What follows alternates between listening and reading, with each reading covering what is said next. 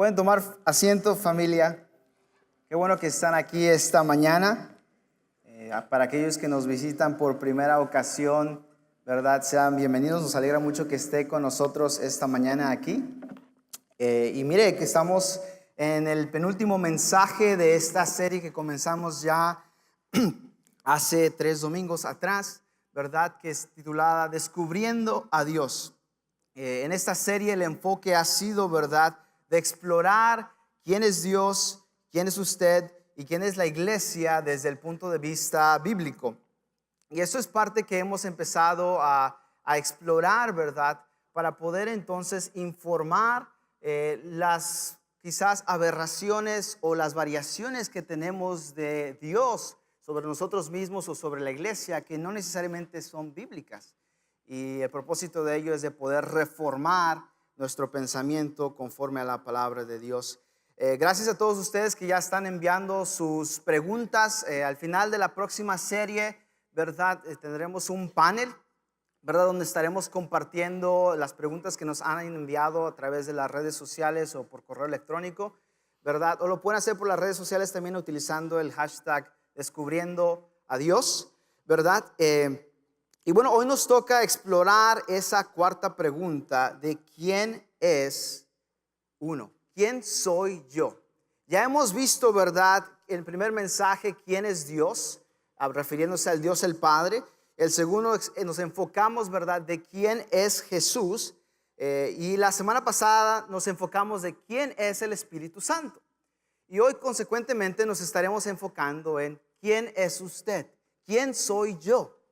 Y en base a eso, la próxima semana cerraremos esta serie contestando la pregunta, ¿quién es la iglesia?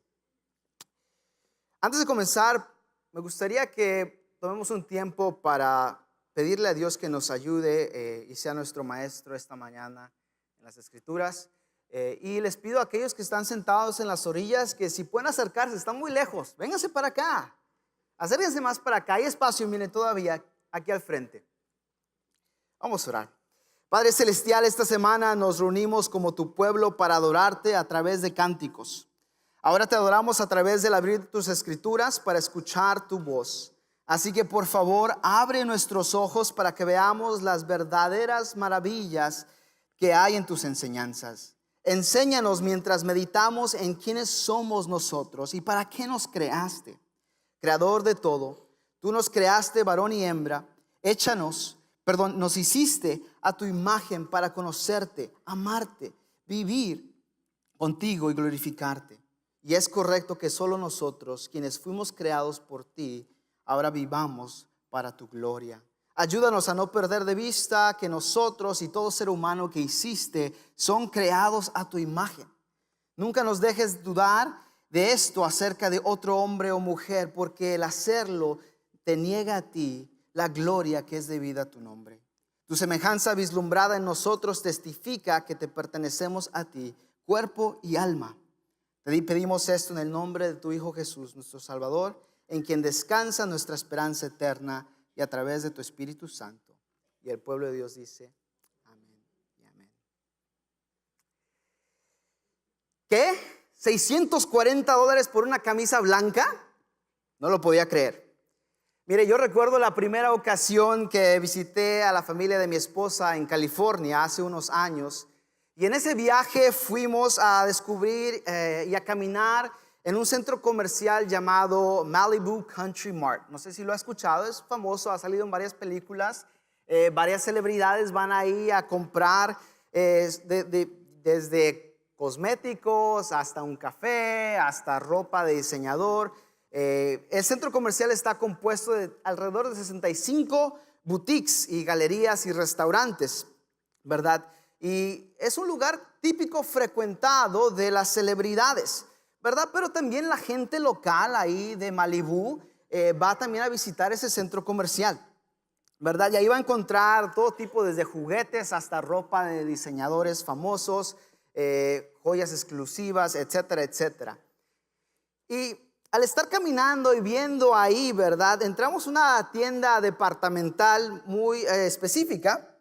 Tiene mucha así ropa juvenil, ¿verdad?, hipster, ese tipo de estilo. Y me encontré con una camisa que me llamó la atención. A mí me gustan, o soy fanático de las camisas blancas regulares, undershirts, ¿verdad? Blancas. Y pues noté una ahí que se miraba bien. Y pues eso se mira típicamente algo que puedo comprar, ¿verdad? Unos $10, $5, ¿verdad? Una camisa sin ningún logotipo, sencilla, blanca, de algodón. Y me voy acercando y caramba, $640 por una camiseta simple de algodón blanca.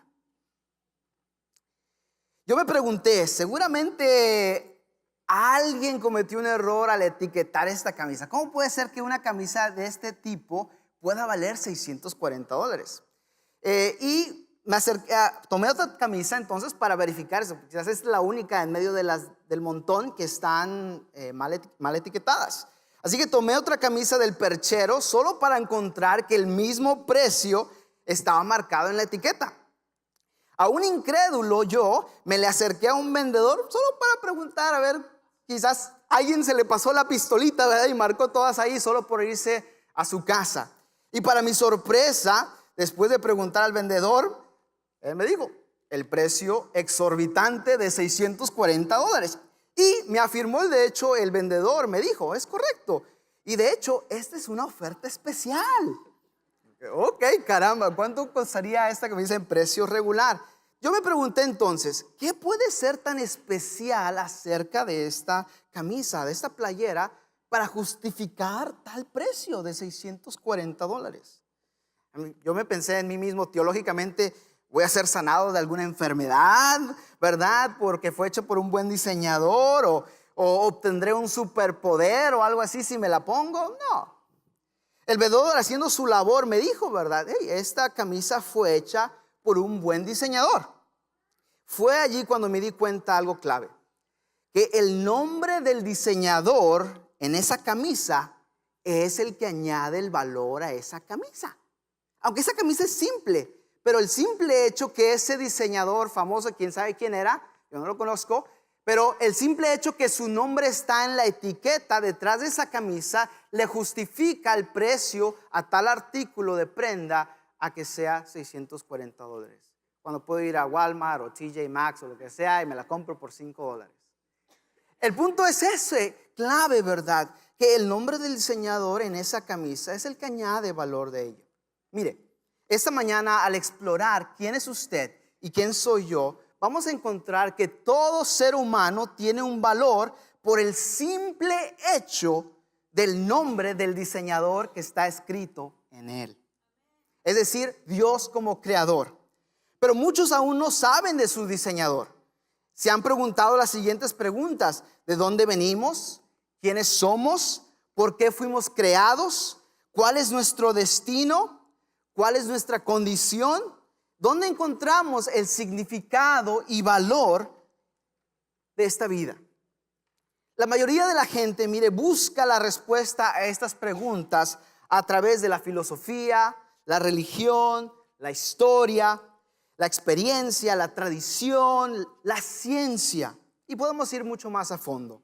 A diferencia de la mayoría, el cristiano, el usted y yo, el que ha puesto nuestra confianza en aquel quien descansa en nuestra paz eterna, es que, ¿qué dice la Biblia acerca del hombre? ¿Qué es el hombre de acuerdo con la Biblia? ¿Cómo nos mira Dios? ¿Cuál es la perspectiva de Dios hacia nosotros como sus criaturas, como hombres y mujeres, como varón y hembras que Él nos creó? Y eso es muy importante porque el que uno entienda su precio y el valor de donde proviene de aquel nombre, quien está escrito en usted, el diseñador eterno, la gloria de Dios está entretejida en sus genes, en mis genes. Y usted está diseñado para glorificarle a Él. No solamente como su creador, pero consecuentemente también como su redentor. Y ciertamente nosotros fuimos hechos a la imagen de Dios, del Dios vivo. Él nos ha diseñado, Él nos ha creado para descubrirle, conocerle y hacerle conocido, y para disfrutarle para siempre. La idea central del mensaje esta mañana es simple: viva para la gloria del Dios trinitario. viva para la gloria del Dios Trinitario, es decir, Dios Padre, Dios Hijo, Dios Espíritu Santo.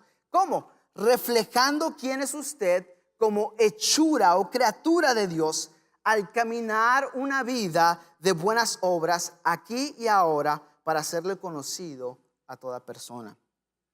Esta mañana estaremos en la carta a los Efesios, capítulo 2, versículos 1 al 10, y seremos enseñados cómo responder correctamente a la pregunta de ¿quién soy yo? A través de la escritura de Pablo a los cristianos en la iglesia de Éfeso, él enseña esto. ¿Quién soy yo? ¿Quién es usted? Esta mañana estaré utilizando la nueva versión internacional de la vida, pero le invito a que siga conmigo en su tableta, o en su teléfono o cualquier traducción impresa que tenga de las escrituras esta mañana. Efesios capítulo 2, comenzando del versículo 1. Mire, estaremos descubriendo, ¿verdad? ¿Quién soy yo? Al mirar 4 cosas. El origen del hombre, la naturaleza del hombre, la caída del hombre y finalmente la redención del hombre. Esa pregunta de quién soy yo, la respuesta a ella es de gran importancia porque ella determinará su relación eterna con el único Dios verdadero. Así que basaremos nuestro estudio en el capítulo 2 a la carta de los Efesios, comenzando el versículo 1 al 10.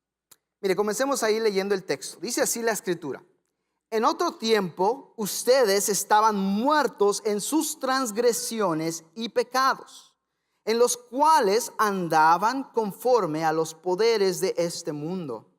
Se conducían según el que gobierna las tinieblas, según el espíritu que ahora ejerce su poder en los que viven en la desobediencia.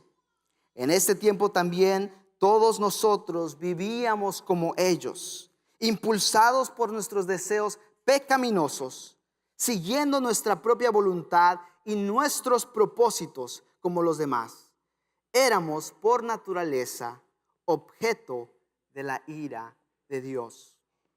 Si nos quedamos solamente en ese pasaje, entraríamos en una depresión espiritual o nos deprimiéramos. ¿Por qué? Porque lo único que vemos ahí es juicio y condenación. Y al enfocarnos para poder entender esto, tenemos que regresar hacia atrás y descubrir el origen del hombre. Ya que hemos visto quién es Dios el Padre, quién es Dios el Hijo y quién es Dios el Espíritu Santo, para poder tener una buena perspectiva correcta, bíblica, de quiénes somos nosotros, tenemos que regresar a nuestros comienzos, a nuestro origen.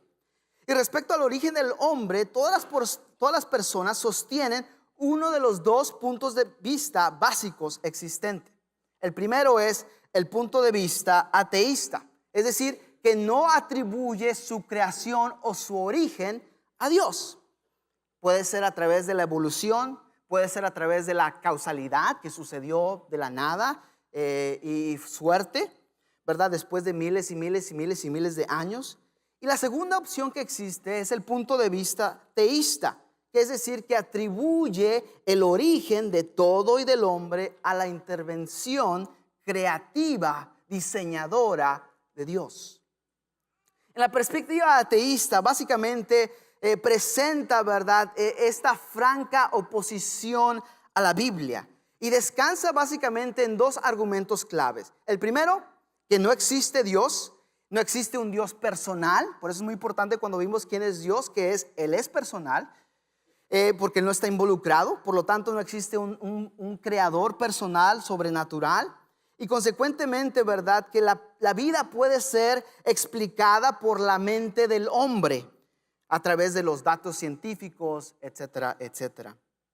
Y la teoría de la evolución ateísta se basa en 3 cosas fundamentales. La primera es teorías no comprobadas, es decir, ninguno de nosotros, ningún ser humano le puede decir: yo estuve ahí los billones y billones y billones de años atrás cuando esa amiba evolucionó a hacer esto, y después de un chango a un hombre, si eso es lo que cree.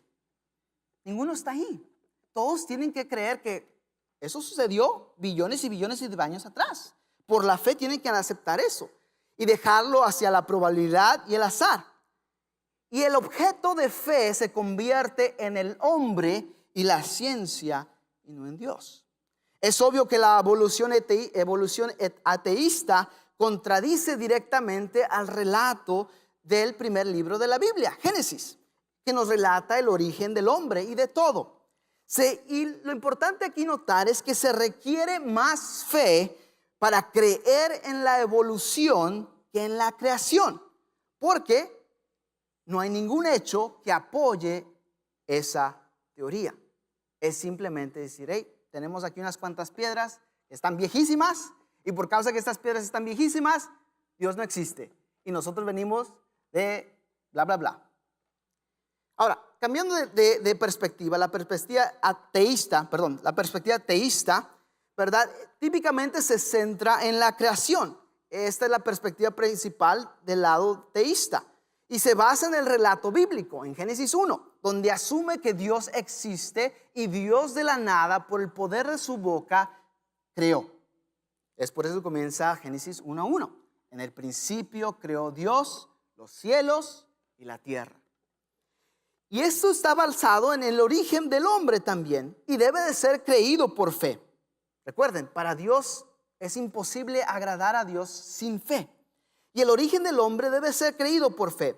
Y no es una fe ciega que no toma en cuenta los hechos, sino una fe confiada en el Dios verdadero. Y descansa sobre las siguientes verdades fundamentales. La primera, que la creación del mundo y del hombre debió haber sido un acto sobrenatural y creativo de Dios. Segundo, que la creación tuvo un propósito específico. Mire, pongamos un ejemplo. En mi casa, si yo no lavo los platos no se lavan solos, ¿verdad? Cada día que pasa, ensucio uno más y ahí lo aventamos en el fregadero, ¿verdad? Hasta que un valiente en nuestra casa dice, ok, no más platos sucios, los vamos a enjuagar, los ponemos en el lavaplatos y se acabó, ¿verdad? Eso revela una ley fundamental, que nada sucede nomás a la y se va. Todo tiene que tener un propósito. Alguien tiene que tener intencionalidad de comenzar algo y llevarlo a cabo. Es el mismo caso magnificado hacia el universo. Lo que la Biblia enseña sobre la creación del mundo y el hombre es que Dios trajo al mundo a la existencia. Él lo puso en su lugar. Y no solamente eso, si se acuerdan las series pasadas, vimos que Dios mismo es quien se encarga en sostener todo el orden de la creación. Así que no solamente lo creó tiempo atrás, años atrás, pero también Él lo está sosteniendo activamente, está involucrado activamente. Y así ocurrió. La tierra y el hombre fueron creados con el aspecto de tener muchos años. Cuando vemos a Génesis, uno de los mandatos que Dios le da a Adán es que se multiplique.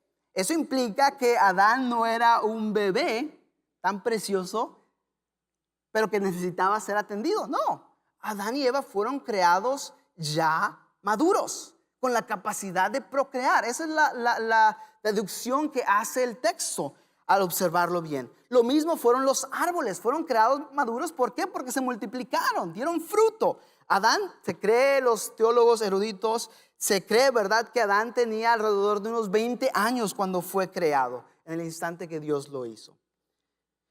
Mire, en respecto a la creación del hombre, el texto bíblico simplemente revela que Dios creó al hombre. Él fue su diseñador. Génesis 2:7 nos dice, entonces el Señor Dios formó al hombre del polvo de la tierra y sopló en su nariz de vida, aliento de vida, y fue el hombre un ser viviente. Eso nos indica tres cosas. Primero, que fue algo rápido, súbitamente. Segundo, que fue algo supernatural. Es decir, nadie es creado del polvo y alguien le sopla y tiene vida. No, implicaba un ser supernatural. Y consecuentemente, mediante el acto especial de soplar aliento de vida en él.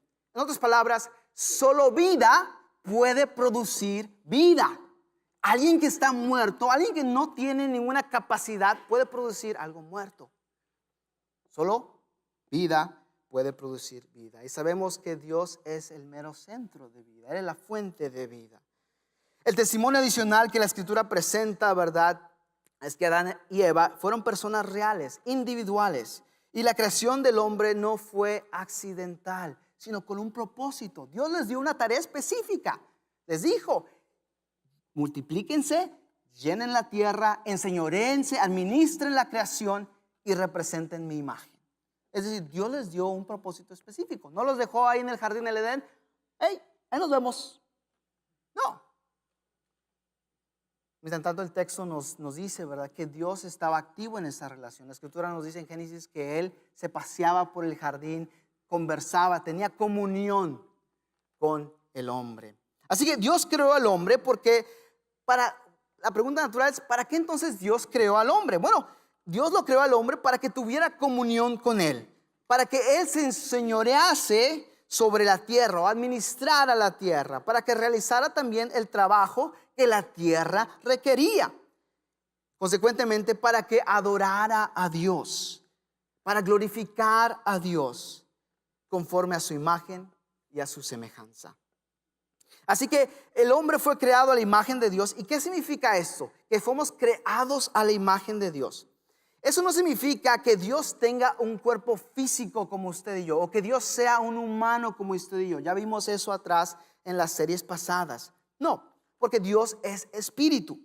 Lo que esto pretende decir que el hombre, la mujer, es creada a la imagen de Dios, implica que tiene parecido moral, espiritual a Dios.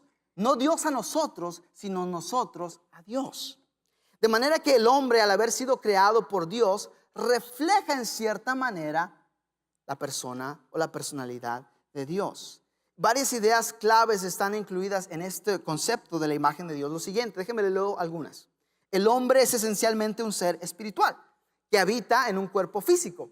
Este cuerpo físico es bueno, pero tendrá que ser redimido y glorificado en un cuerpo espiritual para que pueda relacionarse apropiadamente con Dios. También el hombre posee personalidad. Tenemos una mente, tenemos una voluntad y emociones. Le cuento que este fin de semana descubrimos esto con mi hijo, ¿verdad? Estaba jugando, le estamos dando de comer papillas y empezó a jugar con una tapa del plato, ¿verdad? Y le dijimos, ok, ya es tiempo de que nos la des, se la quitamos. ¿Y qué cree? Empezó a... Nunca habíamos visto eso. Tiene voluntad el muchacho. Es necio. Todos nosotros somos necios por naturaleza. Todos ustedes que tienen hijos han experimentado eso, ¿verdad? Tenemos una voluntad. Eso refleja parte de la característica de Dios, emociones. El hombre está capacitado para comunicarse y tener relación con Dios. El hombre fue creado en una condición o estado que es conocido como inocencia sin confirmar o santidad no sometida a prueba. Esto es previo a Génesis 3. De manera que al crear Dios a Adán y Eva, Dios les dio la capacidad a ellos de elegir libremente entre el bien y el mal, obedecerle a Él o desobedecerle. El correcto o incorrecto uso de esta libre capacidad estaba ese potencial para pecar. Toda la creación de Dios era gloriosa. Todo lo que Dios hizo fue declarado por Dios mismo como muy bueno, bueno en gran manera.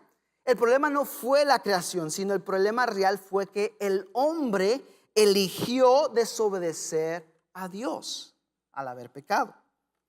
Finalmente, uno tiene que elegir entre creer lo que Dios ha revelado en la Biblia acerca de la creación o creer lo que el hombre ha fabulado con respecto a la creación. Ambas requieren fe.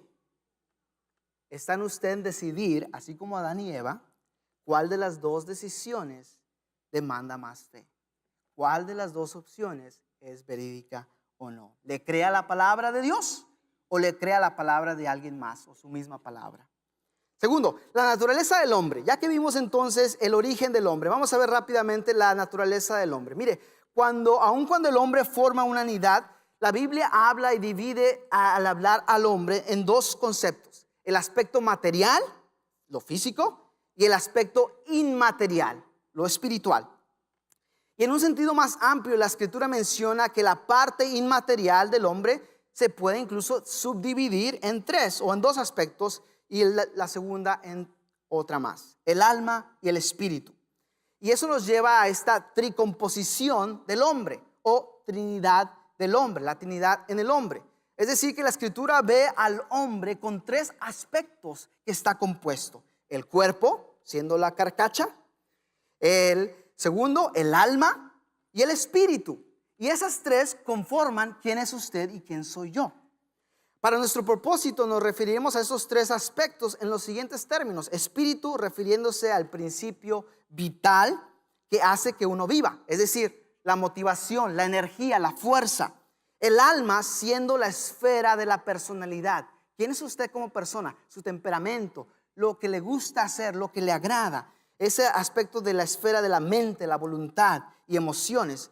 Y finalmente el cuerpo, el recipiente físico a través del cual se manifiesta el espíritu y la alma humana. Es importante notar que tanto el alma como el espíritu, como el cuerpo, son necesariamente de tener que haber sido redimidos, tener que haber sido rescatados, salvados por Dios. Cuando usted y yo muramos, porque todos tenemos una cita con la muerte, nos guste o no, nuestro cuerpo va a ir a la tumba. Pero la promesa central del evangelio no es que usted y yo ahora vamos a vivir con Dios en su paraíso para siempre. No, va más allá. La promesa del evangelio es que este cuerpo corruptible, este cuerpo inmundo, un día al sonar la voz del Señor de señores y Rey de reyes, se va a levantar donde quiera que esté, ya sea que me tragó un león, ya sea que me morí ahogado, donde sea que está, por el poder de la palabra de Dios. Voy a levantarme de la tumba y no solamente voy a recibir esta misma carcacha vieja, pero voy a recibir un último modelo glorificado, tal como Jesús es. Esa es la promesa del evangelio. Así que por eso cuando tenemos un familiar o amigo, hermano en la fe, que fallece, nos duele que parta porque en su presencia no está con nosotros. Pero la promesa del evangelio es que no va a pasar con Dios la eternidad. No, que un día su cuerpo va a ser resucitado y va a ser glorificado. Eso es tan importante para aquellos nuestros hermanos o hermanas que tienen una discapacidad o que viven con una enfermedad. Miren la promesa del evangelio, que un día van a ser completamente nuevos, sin ninguna falta. Esa es la promesa del evangelio en Jesús. La parte material del hombre, Dios creó, sabemos que creó al hombre del polvo. El cuerpo entonces simplemente es el depósito físico que Dios hizo para que contuviera la persona del hombre. Eso no significa que lo vamos a malgastar, usar. No, ¿por qué? Porque Dios también quiere redimir su cuerpo, su alma y su espíritu. Aunque el cuerpo físico es bueno y según como fue creado al principio, algo también muy importante: Dios nos creó originalmente para que fuéramos seres eternos. Es decir, la muerte no es parte del plan original de Dios. La muerte fue introducida después de Génesis 3, cuando el hombre pecó. El plan de Dios es que el hombre viviera por la eternidad una relación gozosa con Él. Pero la muerte es un resultado, un juicio de parte de la desobediencia. Por causa del pecado corrupto y su estado decadente. Y por eso es necesario que sea redimido, que sea glorificado, para que finalmente podamos relacionarnos con Dios de la manera original, de la forma adecuada.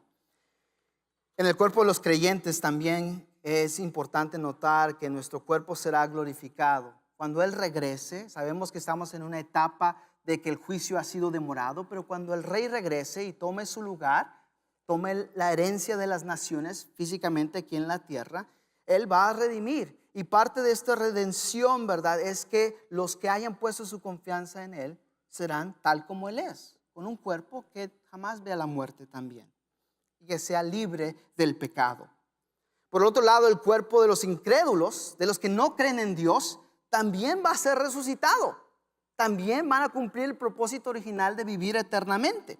La diferencia es que desafortunadamente para esos individuos que en esta vida no quieran tener una relación con Dios, por lo tanto no quieren, ¿cómo van a querer tener una relación con Dios por toda una eternidad si en esta vida no quieren tener una relación con Él? Imagínense, Por causa de ellos, esos incrédulos también serán resucitados, pero no para ver la gloria, sino para ver la deshonra y la condenación eterna.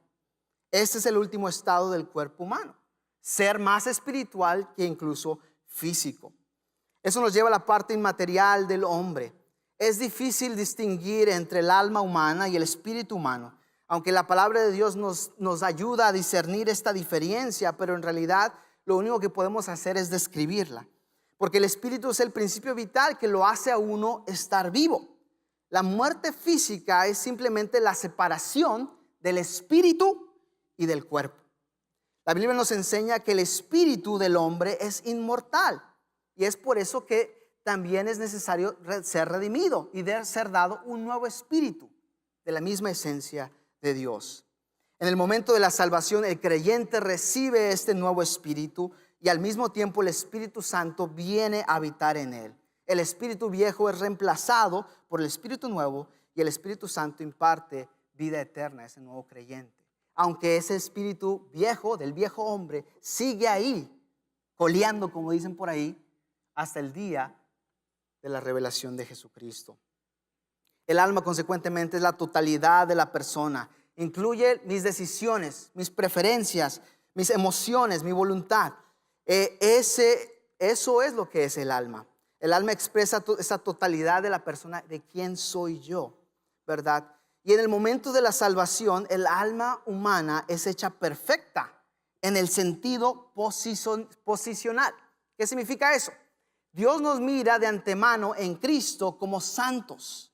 Nos mira hacia el futuro, que aquellos que han puesto su confianza en Cristo, como la obra ya terminada, la obra maestra ya terminada. Pero en el proceso de ahorita, en donde estamos brutos, necesitamos en el proceso de ser transformados, lo que la Biblia llama como santificación, convirtiéndonos en santos.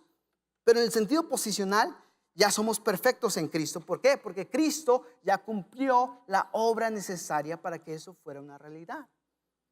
Pero en el sentido práctico necesitamos ser glorificados, transformados en cuanto a lo que tiene que ver con nuestra mente, voluntad y emociones. Es decir, Dios va a reemplazar no solamente nuestro espíritu, no solamente Él va a redimir y glorificar nuestro cuerpo, pero también Él va a renovar y santificar nuestra alma, nuestra mente, corazón, voluntad, emociones. Porque en Cristo somos una nueva criatura. Y eso es todo lo que incluye. Al tercer punto, la caída del hombre. Ya que entonces que tenemos ese fundamento, al llegar entonces a Efesios 2, versículos 1 al 10, eso es lo que Pablo está describiendo. El hombre caído, la caída del hombre. ¿Qué sucedió? Si Dios creó todo en el principio perfecto, ¿qué sucedió? ¿Qué fue lo que echó a perder todo? Bueno, Génesis 3 nos dice qué sucedió. Adán y Eva no habían pecado antes de esto. La Biblia no dice cuánto tiempo había pasado en ese lapso, pero lo que sucede en un cierto periodo, tiempo posterior a la creación, es que Adán y Eva disfrutaron una interrumpida relación entre ellos con Dios. La condición original del hombre era que eran inocentes, pero eran inocentes hasta confirmado de ser inocentes. Es decir, santidad no comprobada. Es decir, Dios dio al hombre la capacidad de elegir entre hacer el bien y el mal, lo que conocemos como libre albedrío, entre obedecer o desobedecer a Dios, entre pecar o no pecar. Dios estableció una restricción, una prohibición, una ley, un mandato a Adán y Eva, ¿verdad? Todos nosotros conocemos eso, ¿verdad? Esa restricción fue diseñada para probar la obediencia a Dios por parte del hombre. Y el objeto era determinar, en este caso, de la oportunidad de elegir, de escoger. ¿Escogería a Dios? Y sabemos lo que sucedió, que tanto Adán y Eva no decidieron obedecer a Dios. Dios dio al hombre esa completa libertad para comer de cualquier otro árbol del huerto, pero le advirtió: si tú comes de este árbol específico, ciertamente vas a morir. Ciertamente vas a sufrir las consecuencias que traería su desobediencia. Consecuentemente, ¿verdad? Eso trajo el pecado al mundo. Eso trajo la maldición o el juicio del pecado en el mundo que vivimos usted y yo. Lo que sucedió fue esto: Satanás levantó dudas acerca de la veracidad de la palabra de Dios, contradijo a la palabra de Dios, puso entredicho la bondad y los motivos de Dios. Tentó específicamente a Eva diciéndole la mitad de la verdad, que es lo que equivale a una mentira. Tanto Eva como Adán decidieron creerle a Satanás. Y lo que sucedió entonces es, cedieron entonces a la tentación de Satanás y los deseos de su carne y la vanagloria de la vida. Porque cuando Adán y Eva fueron tentados, tuvieron la oportunidad de elegir. Libremente escogieron desobedecer a Dios, cometiendo así un acto de pecado, la cual sería lo que toda la raza humana fuera pecadora por naturaleza. A través de esto es necesario notar lo siguiente en el fondo. La base de cualquier pecado es el orgullo. El deseo personal de ser Dios en uno mismo. La habilidad de decir a esto es bueno y esto es malo, cuando esa prerrogativa solamente le pertenece a Dios. Es por eso que la Escritura en el Nuevo Testamento nos advierte vez tras vez y nos dice, hey, no te atrevas a llamar a lo bueno malo, ni lo malo bueno. Porque en esa perspectiva podemos nosotros tomar o usurpar el lugar de Dios para declarar algo que es bueno y algo es malo. Sino como creyentes, como cristianos, miramos hacia Dios para buscar la aprobación si eso es bueno o malo. Lo que Él defina, lo que es bueno y malo, es lo que recibimos. De la misma manera, la principal característica del pecado es el engaño. Y eso es lo que sucedió. Mire, siendo honesto, el pecado ofrece felicidad, ofrece placer, ofrece satisfacción, ofrece libertad momentaria, pero solo proporciona frustración, culpabilidad, vergüenza, esclavitud, destrucción y finalmente muerte. Los resultados de la caída fueron irreversibles. De Adán y Eva fueron su imagen de Dios que había puesto en ellos, quedó marcada, quedó manchada. Esa inocencia moral fue removida. El pecado causó esa separación entre un Dios santo y el hombre pecador, interrumpiendo la comunión de Dios. Y lo que sucedió es que el pecado trajo inmediatamente el juicio de Dios, tal como Él había prometido. Satanás fue quien mintió. Dios había dicho la verdad. El pecado fue la causa de que todo el orden creado quedara fuera de orden o quedara bajo maldición. ¿Qué implica eso? ¿Verdad? Eso implica, ¿verdad?, que no solamente nuestro cuerpo se corrompió. No implica tampoco que toda la creación también está sujeta a eso. Lo que eso significa en esencia es que el hombre se volvió pecador por naturaleza, que ahora poseemos una mente entebrecida, poseemos instintos malignos en nuestro corazón y nuestras emociones son controladas por nuestros deseos de nuestra carne y consecuentemente el pecado nos aleja y nos separa de Dios. Ahora, quizás usted y yo podemos sentarnos aquí y justificarnos con el otro que está a nuestro lado o la otra que está de este lado. Yo no soy tan malo como ella, no soy tan malo como él. Pero el punto que eso refiere es que si estuvieran justo todos los factores en un buen momento y nos saliéramos con la nuestra, con la suya, usted y yo seríamos perversos y malvados. Lo que nos detiene muchas veces es las consecuencias del pecado, ¿verdad? Es como si yo mato a alguien, la consecuencia que me espera es ir a la cárcel y aquí en los Estados Unidos la pena de muerte. Para muchos los detiene eso a ellos. Pero si tuviera una libertad completa de hacer sin consecuencias, eso es lo que la Biblia habla de la depravación total. Consecuentemente, ¿verdad? Eso trajo una maldición al mundo. No solamente al cuerpo humano quedó sujeto a la enfermedad, el sufrimiento, sino que también la tierra fue sujeta a las calamidades como tormentas, desastres naturales, climas extremos, etc. Todo esto es consecuencia del pecado. Y muchas veces le echamos la culpa a Dios, que Dios fue el autor de eso. No. Si regresáramos miles y miles de años atrás, viéramos que los culpables somos nosotros, nuestros antepasados. Y así como cualquier desastre que probablemente viene a nuestra vida, muchas veces, no siempre, pero la mayoría de las veces son por las malas decisiones que nosotros tomamos, por no creerle a la palabra de Dios, por hacernos los más sabios nosotros que Dios mismo y no buscar el consejo y la comunidad espiritual. Consecuentemente, el hombre fue condenado tanto a la muerte física como la muerte espiritual. La muerte espiritual siendo la eterna separación entre Dios y el hombre en el infierno y finalmente en el lago de fuego. Mire, la realidad es que el pecado lo aleja y lo separa del Dios Santo. Pero aquí viene el pero. Mire conmigo ahí, regresando a Efesios 2. Mire el versículo 4. Es importante, cada vez que vea una interjección en el texto bíblico, ya sea un pero o y, ponga atención, porque el escritor está cambiando de temática. Pablo nos acaba de escribir a los cristianos de Éfeso, les dice todo un montón de cosas que eran antes. Pero llega el versículo 4 y mire lo que dice conmigo. Pero Dios, que es rico en misericordia, por su gran amor por nosotros, nos dio vida con Cristo, aun cuando estábamos muertos en pecados.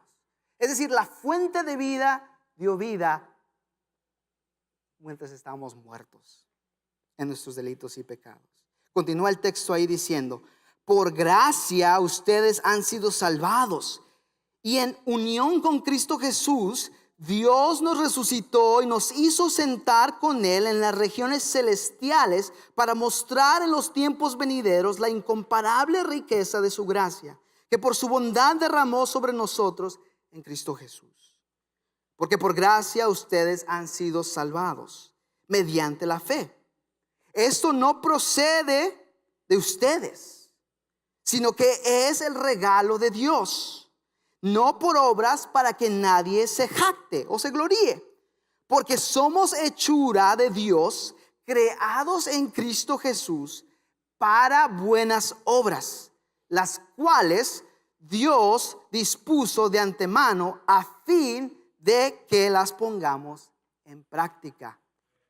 El pero Dios. Eso nos lleva a este último punto. La redención del hombre. ¿Quién es usted? Este es el lado oscuro. Pero Dios hizo la diferencia. La redención del hombre. De darnos vida a través de Cristo. De no seguir los caminos de este mundo ni de Satanás. De ya no ser más esclavos. De no gratificar los deseos de nuestra naturaleza pecaminosa. Consecuentemente, la gracia de Dios. La gracia significa el favor inmerecido de Dios. O un acto inmerecido de Dios. Versículo 6. Y juntamente con Cristo nos resucitó y nos hizo sentar en los lugares celestiales. ¿Sabe qué eso significa? Que ahora mi identidad no está basada en esta tierra. ¿Saben? El mundo terrenal nos pone etiquetas. No, que Ignacio es un mexicano, que Ignacio es un americano, que Ignacio no habla muy buen español, o Ignacio no juega muy bien al fútbol, lo que sea. Ignacio está gordito, o lo que sea, o Ignacio no es una buena persona, lo que sea que nos etiqueten. Lo que este pasaje revela es que ahora como cristiano mi identidad está en Cristo y por lo tanto eso sobrepasa todo lo demás. Ya no soy ya aún más un mexicano, sino soy un cristiano mexicano. Pero el denominador común es Cristo viene primero. Mi lealtad a Cristo viene sobre todo. Eso es lo que sucede. Así que cuando usted y yo enfrentamos cualquier rechazo en nuestra familia, cualquier abuso, lo que sea que haya marcado su vida, usted puede liberarse de esas cadenas y decir, en Cristo, no más. En Cristo yo soy, en Cristo yo me escondo, en Cristo está mi esperanza eterna. Sí, en este mundo estoy limitado, en este mundo tengo esta etiqueta, pero un día, pero Dios, y Él ha comenzado a obrar en nosotros. Él nos salvó a través de Cristo, Él nos dio una identidad a través de Cristo. Finalmente, el propósito de Dios. Vimos el versículo 7 al 10. Ya que Él nos dio una posición en el cielo. Nos dice que nos sentó. Figurativamente, Él nos sentó en las regiones celestiales junto con Cristo. Ciertamente yo no merezco esto. Ciertamente usted no merece esto. Pero por Cristo. Porque por gracia hemos sido salvados por medio de la fe. Es un regalo de Dios. Ahora, note esa importancia, esa clave. ¿Cuál es el propósito? ¿Por qué Dios nos creó? ¿Por qué Él nos redimió? Versículos 9 y 10 nos dice lo siguiente: porque somos hechura suya, creados en Cristo Jesús para las buenas obras. Mire, hermano, hermana, no somos salvos por buenas obras, pero déjeme decirle, sí somos salvos para buenas obras. Es por eso tan importante que cuando usted y yo salgamos de estas paredes, usted y yo tenemos que representar o reflejar la imagen de Dios. Es algo muy serio. Porque la manera en que usted trate a sus hijos, la manera en que usted trate a su esposa o viceversa, y usted es un cristiano, tiene una responsabilidad grande de poder reflejar la imagen de Dios, aunque Él no se lo merezca, aunque ella no se lo merezca, lo que sea. Porque usted está reflejando a Dios. Usted está sentado en los lugares celestiales con Cristo. Usted ya no está más esclavizado por el pecado y por Satanás. Él nos creó para que glorifiquemos al demostrar su gracia a otros, para que lo glorifiquemos al hacer buenas obras, porque Él nos salvó para buenas obras, no por buenas obras, para buenas obras, para que la gente, el mundo inconverso que rehúsa creerle a Dios, vea eso y glorifique a Dios el Padre. ¿Y sabe qué? Quizás en esta tierra no van a glorificarlo, pero en el día del juicio se van a poder parar y ver: tal persona me amó como Dios, tal persona me trató como Dios. Lo haría. Pero qué vergüenza sería que usted y yo nos paremos delante de esa persona y nosotros no reflejamos la imagen de Dios. Que los tratamos con la misma venganza. Si nos pagaron por mal, nosotros les pagamos mal. Si no reflejamos el carácter de Dios, qué vergüenza sería para nosotros presentar eso. Es muy importante entonces que los que fuimos creados por Cristo Jesús hagamos buenas obras, porque es lo que Dios dispuso de antemano a fin de que las pongamos en práctica. Y el propósito, como menciona el apóstol Pablo justo atrás, porque un día vamos a poder ver la grandeza de la riqueza de nuestro Dios. Para terminar, mire, Dios no tenía obligación alguna. Dios dio el paso inicial para proveer un medio para que usted y yo volviéramos a tener una relación correcta con Él. Y ya que el Dios trinitario obró en favor del hombre y provee un camino de liberación de la condena y castigo del pecado a través de la justificación de Jesucristo y la transformación del Espíritu Santo, Dios entonces por su gracia redime al hombre, cuerpo, espíritu y alma, y entonces nos redime para buenas obras, dándole una identidad eterna en Cristo. La pregunta es, ¿qué nombre tiene usted escrito detrás de usted? Recuerda la imagen de la camisa. ¿Qué precio lo tenía? No importaba, lo que importaba era el diseñador, quien tenía su firma atrás. Mire, todos nosotros le pertenecemos a Dios por creación, pero no todos le pertenecemos a Dios por redención. Usted tiene que hacer las paces con Dios. Usted tiene que tener una buena relación con Él, y la única manera de hacerlo es a través de Cristo Jesús. Que usted confiese su pecado, se arrepienta y confíe en Él para el perdón de sus pecados. ¿Qué nombre tiene escrito usted? Recuerde que es el nombre del diseñador en la camisa que añade valor a ella. Viva la gloria del Dios trinitario. Viva para la gloria.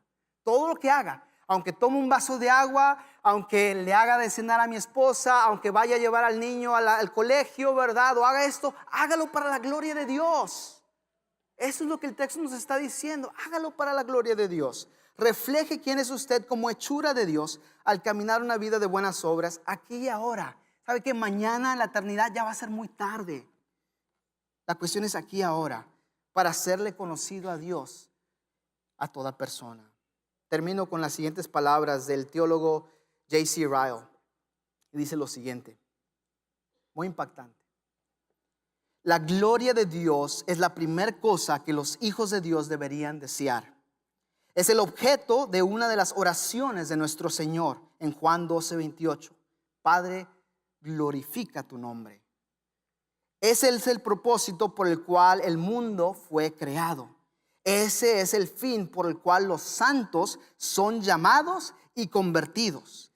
Es la cosa principal que nosotros debemos buscar. Que Dios en todas las cosas sea glorificado. 1 de Pedro 4:11. Cualquier cosa por la cual podamos glorificar a Dios es un talento.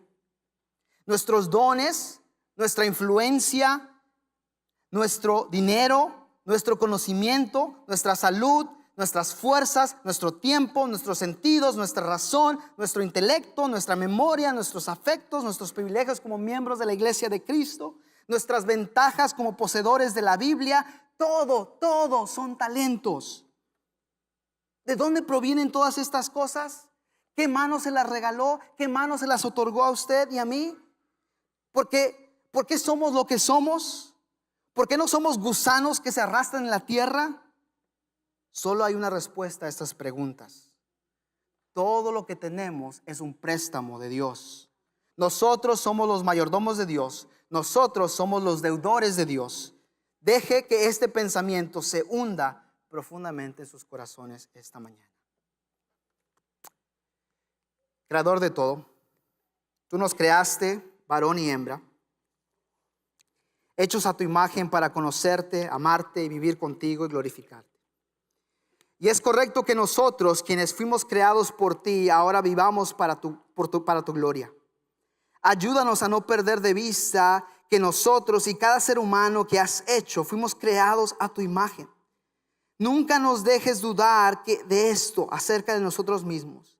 Y nunca dejes dudar de esta duda acerca de otro hombre, otra mujer, porque el hacerlo niega la gloria que es debida a tu nombre.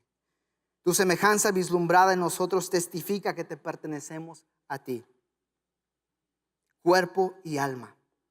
Ayúdanos a vivir para tu gloria en el nombre de Jesús. Y ahora que continuaremos estudiando quién es la iglesia, ahora que sabemos quiénes somos nosotros, tú nos mandas que no lo hagamos solos, que lo hagamos en comunidad y sacrificialmente con tu pueblo local alrededor de nosotros. Ayúdanos, Señor. Ayúdanos para vivir para tu gloria. En el nombre de tu Hijo Jesús, en quien descansa nuestra esperanza eterna, y a través de tu Espíritu Santo te pedimos esto. Y el pueblo de Dios dice: